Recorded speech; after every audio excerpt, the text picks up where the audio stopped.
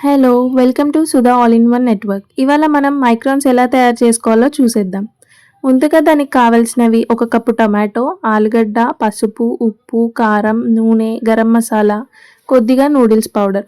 ముందుగా ఒక కడాయిలో ఆయిల్ వేసి ఆవాలు, జీలకర్ర, లైట్‌గా పసుపు వేసి కొంచెం ఆవాలు, జీలకర్ర చిటపటలాడే వరకు వేగనివ్వాలి. ఆ తర్వాత కొద్దిగా సన్నగా తరిగి పెట్టుకున్న పచ్చిమిర్చి వేసి కొద్దిసేపు వేగనిచ్చాక ఆప్షనల్‌గా మనం ఇంగువ యాడ్ చేసుకుంటే యాడ్ చేసుకోవచ్చు.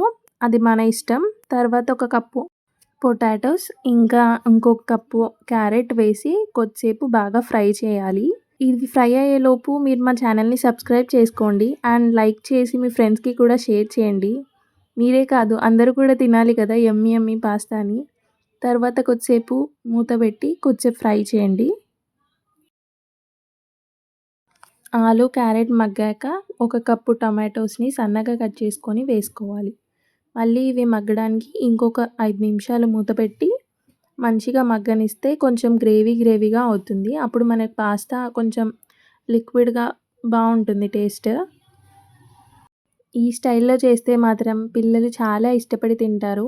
ఇప్పుడు కొద్దిగా గరం మసాలా, కొద్దిగా ఉప్పు, కొంచెం కారం, కొంచెం నూడిల్స్ మసాలా వేసి బాగా కలిపి కొద్దిసేపు ఆ పచ్చి వాసన అంతా పోయే వరకు మగ్గనివ్వాలి.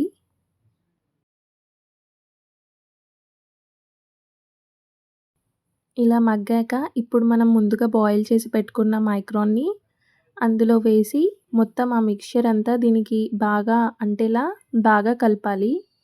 అంతే ఇంకొద్దిసేపు ఒక 2 మినిట్స్ ఫ్రై చేస్తే చాలు. మన యమ్మీ యమ్మీ మైక్రోనీ రెడీ.